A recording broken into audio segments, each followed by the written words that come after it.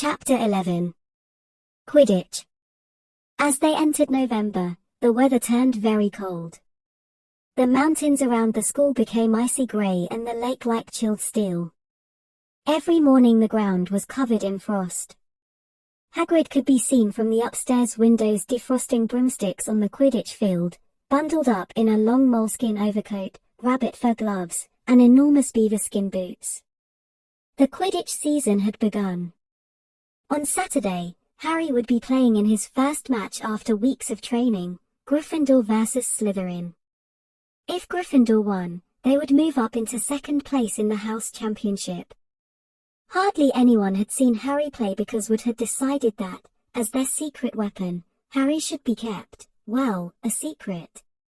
But the news that he was playing Seeker had leaked out somehow, and Harry didn't know which was worse. People telling him he'd be brilliant or people telling him they'd be running around underneath him holding a mattress. It was really lucky that Harry now had Hermione as a friend. He didn't know how he'd have gotten through all his homework without her, what with all the last-minute Quidditch practice Wood was making them do. She had also lent him Quidditch Through the Ages, which turned out to be a very interesting read. Harry learned that there were 700 ways of committing a Quidditch foul and that all of them had happened during a World Cup match in 1473, that Seekers were usually the smallest and fastest players, and that most serious Quidditch accidents seemed to happen to them, that although people rarely died playing Quidditch, referees had been known to vanish and turn up months later in the Sahara Desert. Hermione had become a bit more relaxed about breaking rules since Harry and Ron had saved her from the mountain troll, and she was much nicer for it. The day before Harry's first Quidditch match, the three of them were out in the freezing courtyard during break, and she had conjured them up a bright blue fire that could be carried around in a jam jar. They were standing with their backs to it, getting warm, when Snape crossed the yard. Harry noticed at once that Snape was limping. Harry, Ron, and Hermione moved closer together to block the fire from view. They were sure it wouldn't be allowed. Unfortunately, something about their guilty faces caught Snape's eye. He limped over. He hadn't seen the fire, but he seemed to be looking for a reason to tell them off anyway. "What's that you've got there, Potter?" It was Quidditch Through the Ages. Harry showed him. "Library books are not to be taken outside the school," said Snape. "Give it to me." 5 points from Gryffindor. "He's just made that rule up," Harry muttered angrily as Snape limped away. "Wonder what's wrong with his leg." "Dunno, but I hope it's really hurting him," said Ron bitterly. The Gryffindor common room was very noisy that evening. Harry, Ron, and Hermione sat together next to a window. Hermione was checking Harry and Ron's charms homework for them. She would never let them copy, "How will you learn?" But by asking her to read it through, they got the right answers anyway. Harry felt restless. He wanted Quidditch Through the Ages back, to take his mind off his nerves about tomorrow. Why should he be afraid of Snape? Getting up, he told Ron and Hermione he was going to ask Snape if he could have it. "Better you than me," they said together, but Harry had an idea that Snape wouldn't refuse if there were other teachers listening. He made his way down to the staff room and knocked. There was no answer. He knocked again. Nothing. Perhaps Snape had left the book in there. It was worth a try. He pushed the door ajar and peered inside, and a horrible scene met his eyes. Snape and Filch were inside, alone. Snape was holding his robes above his knees. One of his legs was bloody and mangled. Filch was handing Snape bandages. "Blasted thing," Snape was saying. "How are you supposed to keep your eyes on all three heads at once?" Harry tried to shut the door quietly, but... "Potter!" Snape's face was twisted with fury as he dropped his robes quickly to hide his leg. Harry gulped. "I just wondered if I could have my book back." "Get out!" "Out!" Harry left, before Snape could take any more points from Gryffindor. He sprinted back upstairs. "Did you get it?" Ron asked as Harry joined them. "What's the matter?" In a low whisper, Harry told them what he'd seen. "You know what this means," he finished breathlessly. "He tried to get past that three-headed dog at Halloween. That's where he was going when we saw him, he's after whatever it's guarding. And I'd bet my broomstick he let that troll in, to make a diversion." Hermione's eyes were wide. "No, he wouldn't," she said. "I know he's not very nice, but he wouldn't try and steal something Dumbledore was keeping safe." "Honestly, Hermione, you think all teachers are saints or something," snapped Ron. "I'm with Harry. I wouldn't put anything past Snape. But what's he after? What's that dog guarding?" Harry went to bed with his head buzzing with the same question. Neville was snoring loudly, but Harry couldn't sleep. He tried to empty his mind, he needed to sleep, he had his first Quidditch match in a few hours, but the expression on Snape's face when Harry had seen his leg wasn't easy to forget. The next morning dawned very bright and cold. The Great Hall was full of the delicious smell of fried sausages and the cheer. Full chatter of everyone looking forward to a good Quidditch match. "You've got to eat some breakfast." "I don't want anything. Just a bit of toast," wheedled Hermione. "I'm not hungry." Harry felt terrible. In an hour's time, he'd be walking onto the field. "Harry, you need your strength," said Seamus Finnegan. "Seekers are always the ones who get clobbered by the other team." "Thanks, Seamus," said Harry, watching Seamus pile ketchup on his sausages. By 11 o'clock the whole school seemed to be out in the stands around the Quidditch pitch. Many students had binoculars. The seats might be raised high in the air, but it was still difficult to see what was going on sometimes. Ron and Hermione joined Neville, Seamus, and Dean the West Ham fan up in the top row. As a surprise for Harry, they had painted a large banner on one of the sheets Scabbers had ruined. It said Potter for President, and Dean, who was good at drawing, had done a large Gryffindor lion underneath.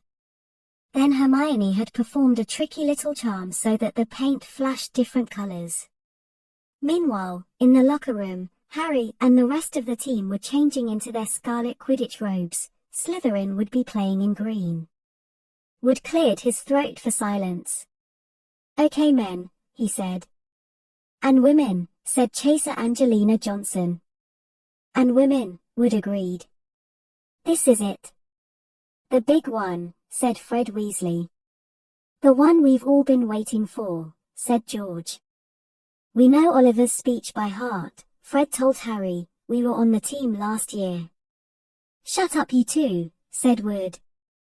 "This is the best team Gryffindor's had in years. We're going to win." "I know it." He glared at them all as if to say, "Or else." "Right. It's time. Good luck all of you." Harry followed Fred and George out of the locker room and, hoping his knees weren't going to give way, walked onto the field to loud cheers. Madam Hooch was refereeing. She stood in the middle of the field waiting for the two teams, her broom in her hand. "Now, I want a nice fair game all of you," she said, once they were all gathered around her. Harry noticed that she seemed to be speaking particularly to the Slytherin captain Marcus Flint, a sixth year. Harry thought Flint looked as if he had some troll blood in him. Out of the corner of his eye he saw the fluttering banner high above flashing Potter for president over the crowd. His heart skipped. He felt braver. "Mount your brooms, please." Harry clambered onto his Nimbus 2000. Madam Hooch gave a loud blast on her silver whistle. 15 brooms rose up high, high into the air. They were off. And the quaffle is taken immediately by Angelina Johnson of Gryffindor. "What an excellent chaser that girl is, and rather attractive too." "Jordan." "Sorry, Professor." The Weasley twins' friend, Lee Jordan, was doing the commentary for the match, closely watched by Professor McGonagall.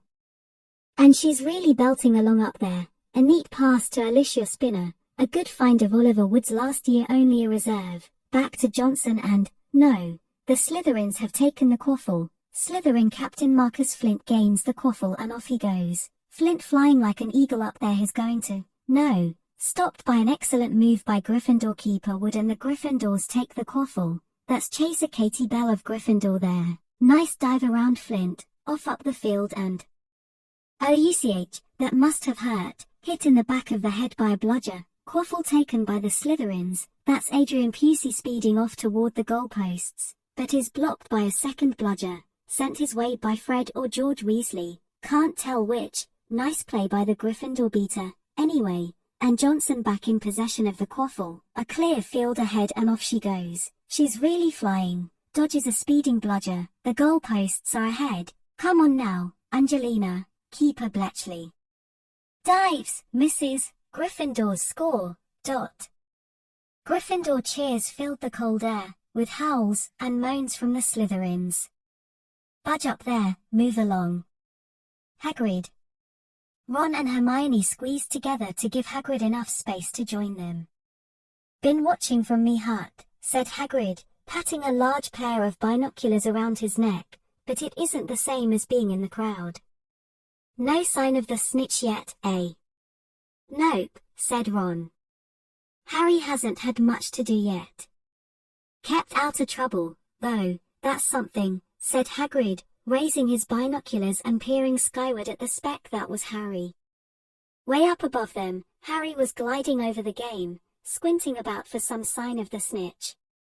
This was part of his and Wood's game plan. Keep out of the way until you catch sight of the snitch, Wood had said. We don't want you attacked before you have to be. When Angelina had scored, Harry had done a couple of loop-the-loops to let off his feelings.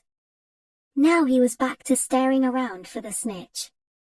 Once he caught sight of a flash of gold, but it was just a reflection from one of the Weasleys' wristwatches, and once a bludger decided to come pelting his way, more like a cannonball than anything, but Harry dodged it and Fred Weasley came chasing after it. All right there Harry, he had time to yell, as he beat the bludger furiously toward Marcus Flint. Slytherin in possession, Lee Jordan was saying, Chaser Pusey ducks 2 bludgers, 2 Weasleys, and Chaser Bell, and speeds toward the wait a moment, was that the snitch? A murmur ran through the crowd as Adrian Pusey dropped the quaffle, too busy looking over his shoulder at the flash of gold that had passed his left ear. Harry saw it. In a great rush of excitement he dived downward after the streak of gold. Slytherin seeker Terence Hicks had seen it too. Neck and neck they hurtled toward the snitch, all the chasers seemed to have forgotten what they were supposed to be doing as they hung in midair to watch. Harry was faster than Higgs, he could see the little round ball, wings fluttering, darting up ahead, he put on an extra spurt of speed. Wham! A roar of rage echoed from the Gryffindors below. Marcus Flint had blocked Harry on purpose, and Harry's broom spun off course, Harry holding on for dear life. Foul, screamed the Gryffindors. Madam Hooch spoke angrily to Flint and then ordered a free shot at the goal posts for Gryffindor. But in all the confusion, of course, the golden snitch had disappeared from sight again. Down in the stands, Dean Thomas was yelling, "Send him off, ref! Red card!" "What are you talking about, Dean?" said Ron. "Red card," said Dean furiously. "In soccer you get shown the red card and you're out of the game." "But this isn't soccer, Dean," Ron reminded him. Hagrid, however, was on Dean's side. They ought to change the rules. Flint could have knocked Harry out of the air. Lee Jordan was finding it difficult not to take sides. "So, after that obvious and disgusting bit of cheating, Jordan," growled Professor McGonagall. "I mean, after that open and revolting foul, Jordan, I'm warning you." All right. Flint nearly kills the Gryffindor seeker, which could happen to anyone, I'm sure, so a penalty to Gryffindor, taken by Spinnet, who puts it away, no trouble, and we continue play, Gryffindor still in possession. It was as Harry dodged another bludger, which went spinning dangerously past his head, that it happened. His broom gave a sudden, frightening lurch. For a split second, he thought he was going to fall. He gripped the broom tightly with both his hands and knees. He'd never felt anything like that. It happened again. It was as though the broom was trying to buck him off. But Nimbus 2000s did not suddenly decide to buck their riders off. Harry tried to turn back toward the Gryffindor goalposts. He had half a mind to ask Wood to call timeout, and then he realized that his broom was completely out of his control. He couldn't turn it. He couldn't direct it at all. It was zigzagging through the air, and every now and then making violent swishing movements that almost unseated him. Lee was still commentating. Slytherin in possession, Flint with the quaffle, passes spin net, passes bell, hit hard in the face by a blodger, hope it broke his nose, only joking Professor, Slytherin score, oh no. The Slytherins were cheering. No one seemed to have noticed that Harry's broom was behaving strangely. It was carrying him slowly higher, away from the game, jerking and twitching as it went. Dunno what Harry thinks he's doing. Hagrid mumbled. He stared through his binoculars. If I didn't know better, I'd say he'd lost control of his broom, but he can't have. Suddenly, people were pointing up at Harry all over the stands. His broom had started to roll over and over, with him only just managing to hold on. Then the whole crowd gasped. Harry's broom had given a wild jerk and Harry swung off it. He was now dangling from it, holding on with only one hand. Did something happen to it when Flint blocked him? Seamus whispered. Can't have, Hagrid said, his voice shaking. Can't nothing interfere with a broomstick except powerful dark magic. No kid could do that to a Nimbus 2000. At these words, Hermione seized Hagrid's binoculars, but instead of looking up at Harry, she started looking frantically at the crowd. What are you doing? Moaned Ron, grey-faced. I knew it. Hermione gasped, Snape, look. Ron grabbed the binoculars. Snape was in the middle of the stands opposite them. He had his eyes fixed on Harry and was muttering non-stop under his breath. He's doing something, jinxing the broom, said Hermione. What should we do? Leave it to me. Before Ron could say another word, Hermione had disappeared. Ron turned the binoculars back on Harry. His broom was vibrating so hard, it was almost impossible for him to hang on much longer. The whole crowd was on its feet, watching, terrified, as the Weasleys flew up to try and pull Harry safely onto one of their brooms, but it was no good. Every time they got near him, the broom would jump higher still. They dropped lower and circled beneath him, obviously hoping to catch him if he fell. Marcus Flint seized the quaffle and scored 5 times without anyone noticing. Come on, Hermione, Ron muttered desperately. Hermione had fought her way across to the stand where Snape stood, and was now racing along the row behind him. She didn't even stop to say sorry as she knocked Professor Quirrell headfirst into the row in front. Reaching Snape, she crouched down, pulled out her wand, and whispered a few, well-chosen words. Bright blue flames shot from her wand onto the hem of Snape's robes. It took perhaps 30 seconds for Snape to realize that he was on fire. A sudden yelp told her she had done her job. Scooping the fire off him into a little jar in her pocket, she scrambled back along the row. Snape would never know what had happened. It was enough. Up in the air, Harry was suddenly able to clamber back onto his broom. Neville, you can look, Ron said. Neville had been sobbing into Hagrid's jacket for the last 5 minutes. Harry was speeding toward the ground when the crowd saw him clap his hand to his mouth as though he was about to be sick. He hit the field on all fours, coughed, and something gold fell into his hand. I've got the snitch, he shouted, waving it above his head, and the game ended in complete confusion. He didn't catch it, he nearly swallowed it. Flint was still howling 20 minutes later, but it made no difference. Harry hadn't broken any rules and Lee Jordan was still happily shouting the results. Gryffindor had won by 170 points to 60. Harry heard none of this though. He was being made a cup of strong tea back in Hagrid's hut, with Ron and Hermione. It was Snape, Ron was explaining. Hermione and I saw him. He was cursing your broomstick, muttering, he wouldn't take his eyes off you. Rubbish, said Hagrid, who hadn't heard a word of what had gone on next to him in the stands. Why would Snape do something like that? Harry, Ron, and Hermione looked at one another, wondering what to tell him. Harry decided on the truth. I found out something about him, he told Hagrid. He tried to get past that three-headed dog on Halloween. It bit him. We think he was trying to steal whatever it's guarding. Hagrid dropped the teapot. How do you know about Fluffy? He said. Yeah, he's mine. Bought him off a Greek chappie I met in the pub last year. I lent him to Dumbledore to guard the... Yes, said Harry eagerly. Now, don't ask me any more, said Hagrid gruffly. That's top secret, that is. But Snape's trying to steal it. Rubbish, said Hagrid again.